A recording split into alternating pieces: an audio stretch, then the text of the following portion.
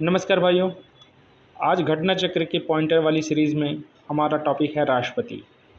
आपको बता दूंगा कि राष्ट्रपति भाग 5 के संघ नामक भाग जो है इसका नाम है, संविधान में एक संघ नाम का जो है टॉपिक है और भाग 5 में इसका उल्लेखित है।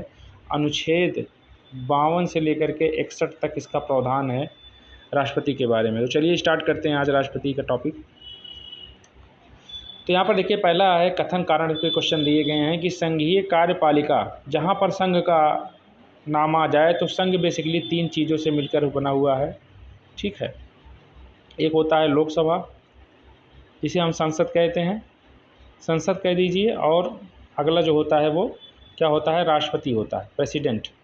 संसद के 2 होते हैं अंग होते हैं, एक राज्यसभा एक लोकसभा। तो ये आप एक तरीके से कह सकते हैं कि संघ के जो अंग होते हैं वो 3 होते हैं मुख्यतः, लोकसभा, राज्यसभा और प्रेसिडेंट। ठीक है, तो आज हमारा टॉपिक है प्रेसिडेंट। प्रेसिडेंट में यहाँ पर देखेंगे संघीय कार्यपालिका का मुखिया भारत का राष्ट्रपति होता है। ठीक है, सही बात है। राष्ट्रपति की शक्ति की कोई सीमा नहीं है, तो ये गलत है। राष्ट्रपति की शक्ति की भी एक सीमा है। हमारे भारतीय संविधान ने किसी को खुली छूट नहीं दे रखा है, सबके ऊपर कहीं ना कहीं रोक लगा है। जैसे कि अनुच्छेद 61 में महाभियोग की प्रक्रिया है, यदि इनको खुली छूट होती तो महाभियोग की प्रक्रिया नहीं होती। ठीक है, तो ये जो है आर गलत है, ए सही है। देखिए यहाँ पर क्वेश्चन ही आ गया है, उत्तर आंसर। उसके बाद देखिए अगला क्वेश्चन है, भारत में राष्ट्रपति का निर्वाचन अप्रत्यक्ष मतदान प्रणाली से होता है। एकल संक्रमणीय मत प्रणाली से भारत का राष्ट्रपति का चुनाव होता है। ठीक है, और कौन कौन इसमें भाग लेते हैं, तो राज्यसभा के निर्वाचित मेंबर, लोकसभा के निर्वाचित मेंबर, और 70वें संविधान संशोधन में एक चीज़ कही गई थी कि दिल्ली और पुदुचेरी के निर्वाचित मेंबर भी इसमें जो है शामिल होंगे। और एक यूटी की मामला है, दिल्ली और पुदुचेरी के यूटी के मामला है। एक सेकंड जी, दिल्ली और पुदुचेरी का जो यूटी में इलेक्शन होता है तो उसके निर्वाचित मेंबर भी राष्ट्रपति में चुनाव में भाग लेंगे। प्लस हर राज्य की विधानसभा भी जो है राष्ट्रपति के चुनाव मेंबर जो होंगे भाग लेंगे। तो कौन कौन से मैंने बताया कि राज्यसभा के मेंबर, लोकसभा के मेंबर जो निर्वाचित मेंबर हैं, मनोनीत नहीं होंगे। उसके बाद फिर विधानसभा के निर्वाचित मेंबर, फिर दिल्ली और पुदुचेरी के निर्वाचित मेंबर भी इसमें भाग लेंगे। ठीक है, तो ये हुआ राष्ट्रपति के निर्वाचन की प्रक्रिया। अप्रत्यक्ष निर्वाचन प्रणाली के माध्यम से ये नेता इनको चुनते हैं, और इनके चुनने की प्रक्रिया ये है कि सपोज डैट 4 लोग राष्ट्रपति के चुनाव में खड़े हुए हैं। ठीक है, तो पहले क्रम में 1 2 3 4 चारों लोग चारों को चुन करेंगे कि पहली बारी तो मैं इनको दे रहा हूँ। जैसे मुझे इनको चूज करना हुआ, मैं एमपी हूँ या एमएलए हूँ, तो मुझे चूज करना हुआ इन चार राष्ट्रपति के नामों को। तो पहले अपने सबसे अच्छे इनको मानूंगा, फिर दूसरे नंबर पे इनको, फिर तीसरे नंबर पर। हर व्यक्ति की अपनी अपनी पसंद है, किसको अच्छा वो पहले नंबर पर मानते हैं। जिसको पहले नंबर पर अच्छा ज़्यादा लोग मानेंगे वो जो होगा वो नंबर पे 1 हो जाएगा। फिर नंबर 2 पे देखा जाएगा, यदि पहला नंबर 1 पर सबसे अच्छा 50% +1 के मत से प्राप्त हो जाता है तो इसी को जो है इन्हीं को राष्ट्रपति मान लिया जाएगा। यदि नहीं होते हैं तो सेकंड वरीयता में देखा जाएगा कि ए वाले को सेकंड व्यक्तियों ने सेकंड नंबर पर कितने लोगों ने चूज किया है, तो वहाँ से मिलान किया 50% +1 हो जाता है दोनों को मिला करके, तो फिर उसका मामला जो होता है वो राष्ट्रपति बन जाते हैं। बाकी जो होंगे नीचे वो बाहर होते चले जाएंगे। तो ये प्रक्रिया है, कभी हम इसको अलग से लेकर के आएंगे तो आपको समझाएंगे। अभी हमारा जो रिवीजन ये फैक्टर चल रहा है, रिवीजन ही करिए, ज़्यादा ठीक रहेगा। तो मैं थोड़ा बहुत आपको समझाने में, एकल संक्रमणीय मत पद्धति को समझाने में सफल हुआ हूँगा। आशा करता हूँ आपको समझ में आया होगा। उसके बाद यहाँ पर देखिए अगला है कथन और कारण पर कि भारत का राष्ट्रपति अप्रत्यक्ष निर्वाचन से चुना जाता है। ठीक है, भारत का राष्ट्रपति अप्रत्यक्ष निर्वाचन से चुना जाता है। अगला बात ये कह रहा है कि एक निर्वाचन मंडल की व्यवस्था है। ठीक है, सही है, जो संसद के दोनों सदनों और राज्य की विधानसभाओं के निर्वाचित सदस्यों को मिलाकर बनता है। ये भी सही है, तो दोनों सही हैं, ए और आर दोनों सही हैं। ए आर का सही स्पष्टीकरण है। निर्वाचक मंडल में मुझे जो लगता है कि 54 में है। ठीक है, आर्टिकल 54 आगे आएगा।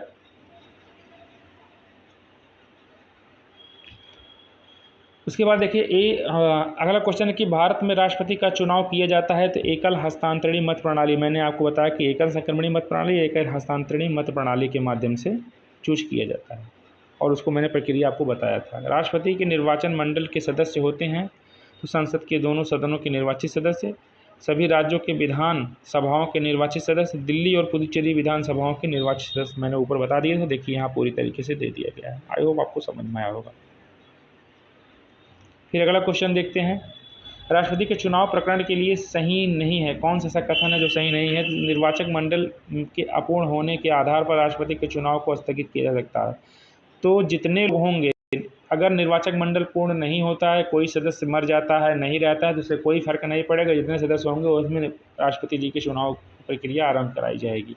ठीक है, तो ये बात जो घटना चक्र में दिया रहा होगा तो यही बात गलत था, बाकी और सब सही रहा होगा। अगला क्वेश्चन है कि भारत के राष्ट्रपति के उम्मीदवार के प्रस्ताव का अनुसमर्थन किया जाना चाहिए। कम से कम 50 निर्वाचकों 50 लोग जाएंगे समर्थन करने के लिए इनके नाम का, तब जाकर उनका अनुसमर्थन, उनका प्रस्ताव पास होगा कि इनके प्रस्ताव से इनका नाम जो है हम प्रस्तावित कर रहे हैं। 50 MLA MP होंगे, जा कर के वो इसके प्रस्ताव को पारित करवाएंगे। राष्ट्रपति के निर्वाचन में राज्य का मुख्यमंत्री मतदान करने के लिए पात्र नहीं होता है यदि वह राज्य विधानमंडल के उच्च सदन का सदस्य हो। यदि वह राज्य विधानमंडल में उच्च सदन का सदस्य हो तो वह पात्र नहीं होगा। उच्च सदन का मतलब हुआ कि विधान परिषद का यदि सदस्य हो, कोई मुख्यमंत्री विधान परिषद से बन करके आया हो, ठीक है, मनोनीत के माध्यम से, तो वो सदस्य नहीं, वो जो है चुनाव में वोटिंग देने का अधिकारी नहीं होगा। ठीक है, आई होप समझ में आ गया होगा। भारत के राष्ट्रपति के चुनाव में राज्य की विधानसभा के प्रत्येक निर्वाचित सदस्य के वोटों की संख्या। भारत के राष्ट्रपति के चुनाव में राज्य विधानसभा के प्रत्येक निर्वाचित सदस्यों के वोटों की संख्या उस राज्य की जनसंख्या को विधानसभा की कुल निर्वाचित संख्या द्वारा विभाजित कर प्राप्त भागफल की 1000 के गुणक बराबर होती है। वर्तमान स्थिति में यह जनसंख्या 1971 की जनगणना के अनुसार ली गई है, 1971 के अनुसार।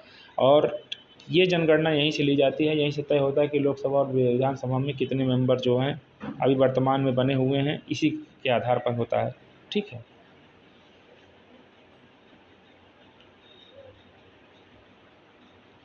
फिर अगला देखिए, राष्ट्रपति के उम्मीदवार के लिए आवश्यक है उनकी आयु 35 वर्ष होनी चाहिए, सांसद चुने जाने की योग्यता रखते हों और देश के नागरिक हों। ठीक है, फिर एक संसद अथवा विधानसभा के सदस्य राष्ट्रपति निर्वाचित हो सकता है, परंतु निर्वाचन होने के तुरंत उपरांत अपनी सदस्यता छोड़नी होगी। जब निर्वाचित हो जाएंगे तुरंत अपनी सदस्यता छोड़ देनी पड़ेगी उनको। निर्वाचित का मतलब यहाँ चुन लिए जाने से है। राष्ट्रपति के पद के लिए पुनः निर्वाचन की योग्यता निर्धारित करता है, तो अनुच्छेद 57 में पुनः निर्वाचित हो सकते हैं। एक राष्ट्रपति कई बार अपने पद के लिए जो है उन लोग चुनाव में भागीदारी ले सकते हैं, कि अमेरिका में नहीं है, कि अमेरिका में भी 2 बार से ज़्यादा नहीं है, 2 बार ज़्यादा जो होगा वो चुनाव में भागीदारी नहीं कर पाएगा। ठीक है, अगर भारत के राष्ट्रपति के चुनाव में कोई विवाद होता है तो वो मामला सुप्रीम कोर्ट में जाके तय किया जाएगा। ठीक है, राष्ट्रपति 5 वर्ष तक अपने पद पर रहता है अपने पद ग्रहण के दिन से। जिस दिन वो शपथ ग्रहण करते हैं उसी दिन से वो 5 वर्ष तक बने रहते हैं। भारत के राष्ट्रपति अपना त्यागपत्र सौंपते हैं, भारत के उपराष्ट्रपति को सौंपते हैं। अनुच्छेद 63 के तहत जो है उपराष्ट्रपति का प्रावधान है, आगे देखेंगे हम लोग। भारत के राष्ट्रपति को उनके पद से हटाया जा सकता है तो संसद द्वारा इम्पीचमेंट के माध्यम से, महाभियोग के माध्यम से। महाभियोग शब्द सिर्फ राष्ट्रपति के लिए ही दिया गया है, तो राष्ट्रपति को महाभियोग के अनुच्छेद 61 के माध्यम से संसद द्वारा हटाया जा सकता है। राष्ट्रपति पर महाभियोग का आरोप लगाया जा सकता है, संसद के किसी सदन द्वारा महाभियोग के आरंभ कराया जा सकता है। ठीक है, भारत के राष्ट्रपति पर महाभियोग चलाने से पूर्व उनको 14 दिन पहले, कम से कम 14 दिन पहले उनको सूचना देनी पड़ेगी कि आपके खिलाफ महाभियोग स्टार्ट करने वाले हैं हम, तो 14 दिन पहले उनको आप सूचना दे दीजिए, 14 डेज जो है पहले। भारत के राष्ट्रपति के निर्वाचक गण का तो भाग है, परंतु उनके महाभियोग अधिकरण का भाग नहीं है, राज्यों की विधानसभाएं। तो राज्य की विधानसभाएं जो है उनके जो है महाभियोग में शामिल नहीं होती हैं, उनके निर्वाचन में तो शामिल हो जाती हैं, लेकिन उनके महाभियोग प्रक्रिया में वो अपना वोटिंग नहीं करती हैं, वो लोकसभा और राज्यसभा के निर्वाचित मेंबर ही करते हैं। ठीक है, उसकी भी एक प्रक्रिया होती है कि 2/3 मेजॉरिटी होती है, ठीक है, ऐसा नहीं हो जाता है, तब जा कर के वो महाभियोग की प्रक्रियाएँ पूर्ण होती है। भारत के राष्ट्रपति विशेष बहुमत उसको कह सकते हैं। भारत के राष्ट्रपति के महाभियोग की प्रक्रिया है अर्ध न्यायिक प्रक्रिया, ठीक है। तो अर्ध न्यायिक प्रक्रिया क्वेश्चन पूछ सकते हैं कि ऐसी महाभियोग की प्रक्रिया कैसी प्रक्रिया है, तो अर्ध न्यायिक प्रक्रिया है, क्योंकि यहाँ पर संसद जो है कहीं ना कहीं न्याय करने की प्रक्रियाओं को लेकर के आगे बढ़ रहा है, तो आधा न्याय भी कर रहा है। पदासीन राष्ट्रपति की पदावधि की समाप्ति से भिन्न किसी कारण से उत्पन्न होने वाली रिक्तियों की दशा में रिक्तियां भरने के लिए निर्वाचन अवश्य हो जाना चाहिए।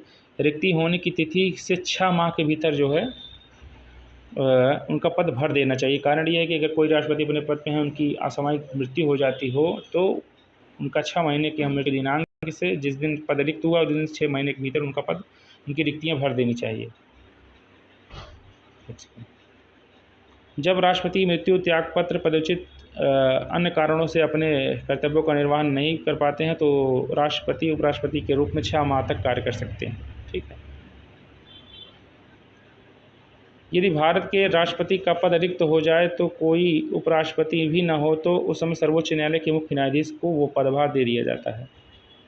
भारत की कार्यपालिका अध्यक्ष या एग्जीक्यूटिव हेड राष्ट्रपति होते हैं, ठीक है। उनकी शक्ति को पीएम यूज करते हैं, प्रधानमंत्री, अनुच्छेद 75(1) के तहत। संघ की कार्यपालिका की शक्ति राष्ट्रपति में निहित होती है। अनुच्छेद 53 में दिया गया है कि संघ की समस्त कार्यपालिका की शक्ति राष्ट्रपति में निहित होती है। उसके बाद देखिए ये आ गया आपका कथन और कारण पे क्वेश्चन। संघ की कार्यपालिका शक्ति भारत के राष्ट्रपति में निहित होती है। अनुच्छेद 53 में भी ऊपर हमने पढ़ा था। उसके बाद लिखा है कि कार्यपालिका शक्तियाँ सरकार का व्यवसाय चलाने से संबंधित हैं। तो ए सही है, ए और आर दोनों सही है, किंतु आर सही स्पष्टीकरण नहीं है ए का। तो कार्यपालिका शक्तियाँ सरकार का व्यवसाय चलाने से संबंधित हैं, तो सरकार चलाने की व्यवसाय चलाने की शक्ति है, ठीक है, क्योंकि संस्था एक व्यवसाय के रूप में ही चलाई जाती है, ठीक है, तो सही है। लेकिन अब कार्यपालिका की शक्ति से और सरकार की यहाँ पर व्यवसाय चलाने से कोई इसका ओरा छेरा जुड़ नहीं रहा है, इसी कारण ये सही नहीं लगा, ये जो है स्पष्टीकरण सही नहीं है, ठीक। अगर इसी के बारे में बताता कि संघ की कार्यपालिका शक्ति भारत के राष्ट्रपति में निहित है और राष्ट्रपति की शक्ति कौन प्रयोग करेगा, प्रधानमंत्री प्रयोग करेंगे, तब ये जो है ए और इसकी व्याख्या का सही स्पष्टीकरण करता। लेकिन ये दोनों अलग बातें कह रहे हैं, बात तो दोनों सही है लेकिन बात अलग अलग है, इसी कारण सही स्पष्टीकरण नहीं है, ठीक है। सही कथन है प्रधानमंत्री की नियुक्ति राष्ट्रपति द्वारा की जाती है। प्रधानमंत्री मंत्रिपरिषद के प्रधान होते हैं। यह आवश्यक नहीं है कि नियुक्ति के समय प्रधानमंत्री संसद के किसी सदन के सदस्य हों, ठीक है, सही बात है। भारत के गणतंत्र का प्रमुख हैं, तो भारत का राष्ट्रपति भारत के गणतंत्र का प्रमुख हैं। भारत को कोई भी मामला मंत्रिपरिषद द्वारा पुनर्विचार किए जाने के लिए वापस भेजने का अधिकार दिया गया 44वें संविधान संशोधन द्वारा। भारत के राष्ट्रपति को मंत्रिपरिषद अगर कोई मामला भेजती है तो उसको पुनर्विचार के लिए वो भेज सकते हैं, ये 44वें संविधान संशोधन द्वारा आया था, ठीक है। लेकिन इसमें पहले ये था कि उनको पास करना पड़ेगा, पहले संविधान संशोधन, लेकिन 44वें संविधान संशोधन में 78 में कह दिया गया था कि एक बार लौटा सकते हैं, उसके बाद उनको पास करना पड़ेगा, तो दो बात घुमा के वही हुई, ठीक है। राष्ट्रपति लोकसभा भंग कर सकते हैं, तो केंद्रीय मंत्रिमंडल की अनुशंसा पर राष्ट्रपति लोकसभा को भंग कर सकते हैं, ठीक है। एक सेकेंड रुकिए। उसके बाद देखिए अनुच्छेद 108 के अंतर्गत लोकसभा और राज्यसभा की संयुक्त बैठक राष्ट्रपति करते हैं। 108 की संयुक्त बैठक है। भारत के राष्ट्रपति से संबंधित कथन सही हैं, वह संसद का एक संगठक भाग है, ठीक है। संसद के 3 अंग होते हैं, राज्यसभा, लोकसभा और राष्ट्रपति, तो एक भाग के तौर पर है, ये सही बात है, अभी मैंने ऊपर आपको बताया था। वह प्रत्येक वर्ष दोनों सदनों की संयुक्त बैठक को संबोधित करते हैं, ये भी सही है।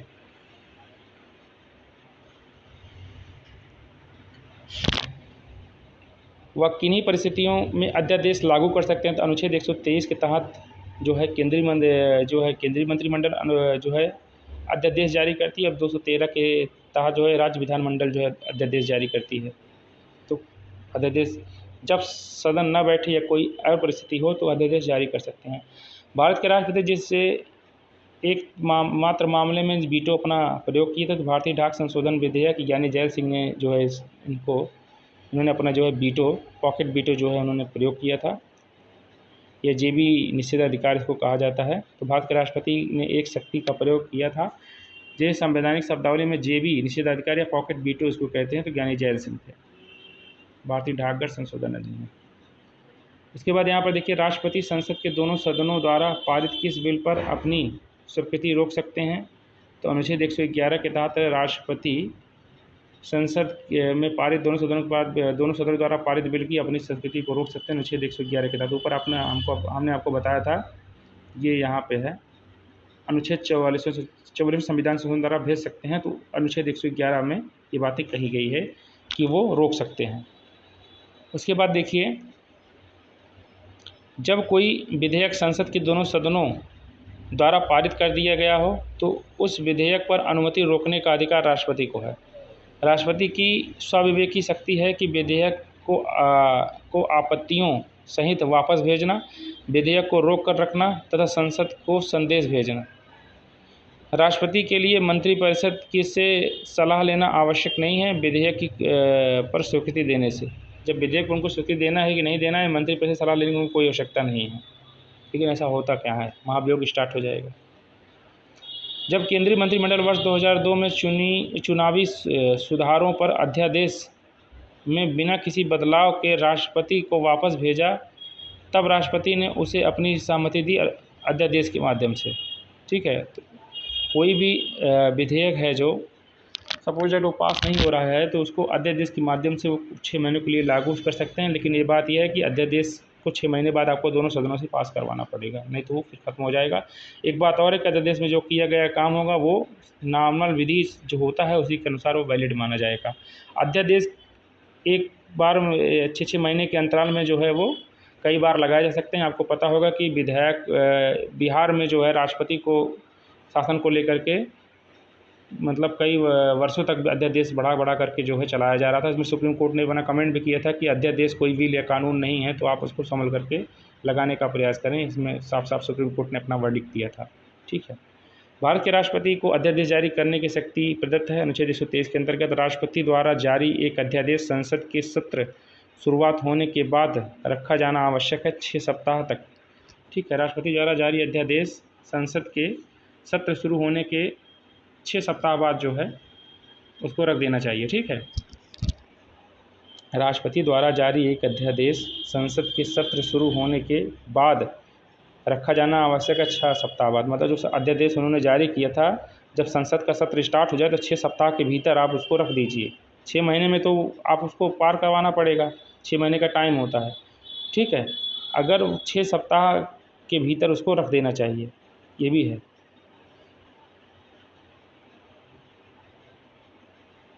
जैसे एक अध्यादेश उन्होंने लागू किया एक सत्र का पहले, और सत्र अध्यादेश लागू कर दिया और सत्र नहीं चल रहा है, तब क्या करते हैं कि 6 महीने का तो अंतराल मैक्सिमम होता है, 6 महीने के अंदर में तो रखना ही पड़ता है। लेकिन अगर सत्र चालू हो जाए तो 6 सप्ताह के भीतर ही रखवाना पड़ेगा, ये भी है। ठीक है, भारत के राष्ट्रपति द्वारा नियुक्ति की जाती है वित्त आयोग 280 के तहत, और संघ तथा राज्य क्षेत्र के मुख्यमंत्री वित्त आयोग के अध्यक्ष तथा संघ और राज्य क्षेत्र के मुख्यमंत्री पर। ठीक है, ये भी सही है। उसके बाद यहाँ राष्ट्रपति की नियुक्ति करता है भारत राष्ट्रपति नियुक्ति करते हैं तो भारत के न्यायवादी अटॉर्नी जनरल 76, नियंत्रक और महालेखा परीक्षक 148 में इसका वर्णन है। ठीक है, और एक राज्य के राज्यपाल को जो है नियुक्ति करते हैं 155 जो मुझे याद आ रहा है, या 165 155 होगा।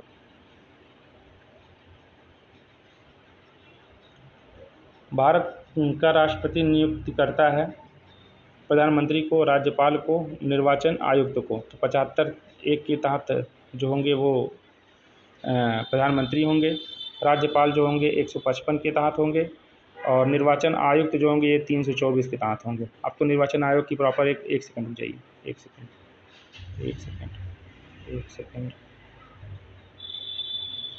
अब तो निर्वाचन आयोग के लिए प्रॉपर एक कमेटी बन गई है, कोलेजियम बन गया है। कोलेजियम में जो होंगे वो विपक्ष के नेता और नेता प्रतिपक्ष जो होंगे वो भी होंगे। ठीक है। भारतीय संविधान असाधारण परिस्थितियों में राष्ट्रपति को राज्यपाल के कृत्यों के निर्वहन हेतु उपबंध कर सकता है, तो अनुच्छेद 160 के तहत। भारत के संविधान भारत के राष्ट्रपति को अधिकार नहीं देता है राज्य के मुख्यमंत्री की नियुक्ति के लिए। ठीक है। तो राज्य के मुख्यमंत्री की नियुक्ति प्रत्यक्ष निर्वाचन प्रणाली की होती है, तो इसमें राष्ट्रपति जी नहीं कर सकते हैं कुछ।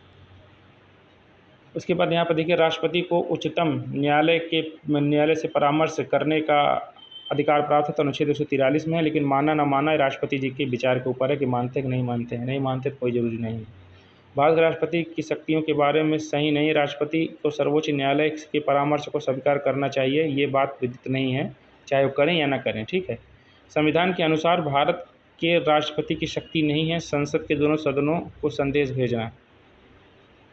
संसद के दोनों सदनों को संदेश भेजना। भारत के संविधान के अनुसार भारत के राष्ट्रपति की शक्ति नहीं है संसद के सदनों को संदेश भेजना। ठीक है। संयुक्त अधिवेशन में कर सकते हैं, लेकिन वैसे नहीं कर सकते हैं। भारत के राष्ट्रपति को यह अधिकार नहीं प्राप्त है कि वह सर्वोच्च न्यायालय के न्यायाधीश को हटाएं। सही बात है, नहीं है। उसके बाद भारत के राष्ट्रपति की क्षमा आदि शक्ति एक है, न्यायिक शक्ति है। भारत के राष्ट्रपति को प्राप्त प्राधिकार है औपचारिक, स्टैट्यूटरी और विधिक, संवैधानिक एवं नाम मात्र का संवैधानिक अधिकार इनको मिला हुआ है। संयुक्त पावर तो राष्ट्रपति प्रधानमंत्री जी यूज करते हैं। भारतीय संविधान के अनुसार भारत के राष्ट्रपति का यह कर्तव्य है कि वे संसद के पटल पर रखवाएं संघ वित्त आयोग के सिफारिशों, नियंत्रक एवं महालेखा परीक्षक को, राष्ट्रीय अनुसूचित जाति एवं जनजाति आयोग के प्रतिवेदन को। ठीक है। वह संवैधानिक विशेषाधिकार जो राष्ट्रपति का नहीं है, वित्तीय बिल को पुनर्विचार हेतु लौटाना नहीं कर सकते हैं। ये काम संसद का, संसद में लोकसभा का है। संसद के लिए राष्ट्रपति ये पहले ही जो है वो इसका जो है वो दे देते हैं, आदेश दे देते हैं कि आप ले जाकर रखवाइए। तो इसका जो विधेयक का स्वीकृति है पहले से ही हो जाती है राष्ट्रपति द्वारा। संसद के लिए राष्ट्रपति का अभिभाषण तैयार करता है केंद्रीय मंत्रिमंडल। कथन ए, भारत का राष्ट्रपति ब्रिटिश राज्य से भिन्न है। कथन आर, भारत के राष्ट्रपति का पद अमेरिका के राष्ट्रपति से मिलता है। तो ए सही है, आर परंतु आर गलत है। अमेरिकी राष्ट्रपति से कहाँ मिलता है यार, अमेरिकी राष्ट्रपति अध्यात्मक है। ठीक है। तो हम कल फिर आगे लेकर के चलेंगे। आज काफ़ी क्लास हो गई है। ठीक है। कोई क्वेरी होगी बताइएगा। जय हिंद, जय भारत, नमस्कार।